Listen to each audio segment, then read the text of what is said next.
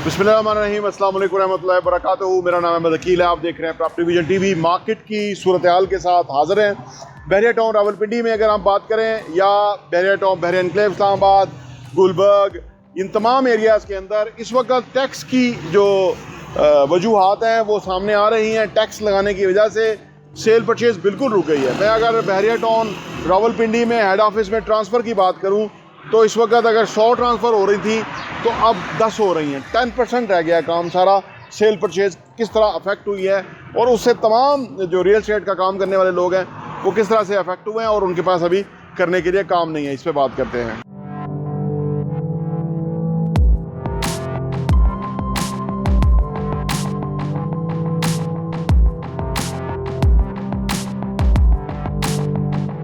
Market की सूरत हाल ये है कि जब से इस गवर्नमेंट ने आके दानिस्ता तौर पे हैवी टैक्स लगा के मार्केट को बिठा दिया है तो अब कोई सोचने की ज़रूरत नहीं कर सकता कि अगर वो प्लॉट ख़रीदेगा और ख़रीद के वो बेचेगा और बेचने के बाद उसमें से कोई प्रॉफिट गेन करेगा।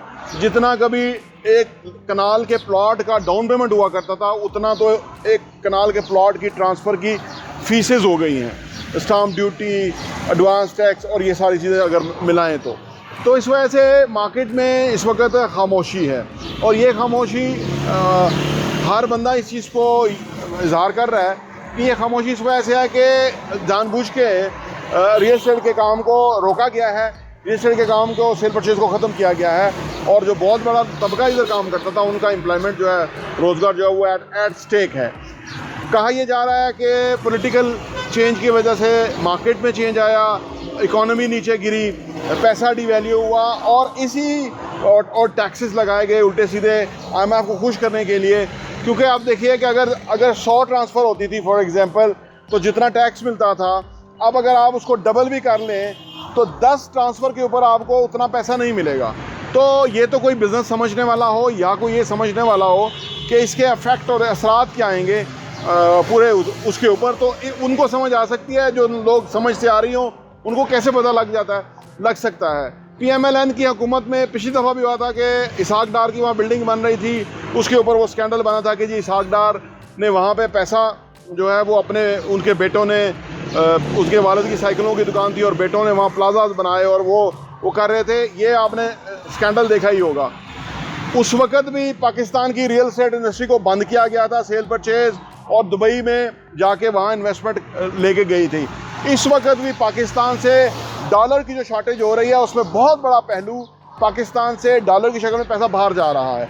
पैसा और दुबई में इन्वेस्ट हो रहा है, पाकिस्तानी इन्वेस्टर दुबई में है इस वक्त और वहाँ से बाकी मालिक के लोग भी आ रहे हैं। तो वहाँ की मार्केट जो वो रियल एस्टेट की भी निस्बतन चल रही है, लेकिन यहाँ की जो है वो बिल्कुल बैठ गई है क्योंकि किसी इन्वेस्टर का यहाँ पे स्कोप नहीं रह गया। ये जो 10% लोग सेल परचेज़ कर रहे हैं या जो सेल तो नहीं, जो परचेज़ कर रहे हैं वो जेन्युइन लोग हैं कि जिन लोगों ने घर बनाना था और वो चीज़ें ले रहे हैं और वो चीज़ें ले के जो है वो अपने लिए घर के लिए इंतज़ाम कर रहे हैं। अब क्योंकि बहरिया टाउन रावलपिंडी बहुत बड़ा एक शहर बन गया है तो इस तरह की एक्टिविटीज़ चलती रहती हैं। प्लानिंग की एक्टिविटीज़ हैं, कंस्ट्रक्शन के बहुत ज़्यादा घर शुरू हुए हैं, बहुत ज़्यादा प्लाजा बन रहे हैं यहाँ पे और मार्केट में एक काम है, यानी वो कंस्ट्रक्शन का जो काम है वो मार्केट में मौजूद है। लोग आते हैं, मुख्तलिफ प्रोजेक्ट पे इन्वेस्टमेंट करते हैं और वो काम हो रहा है।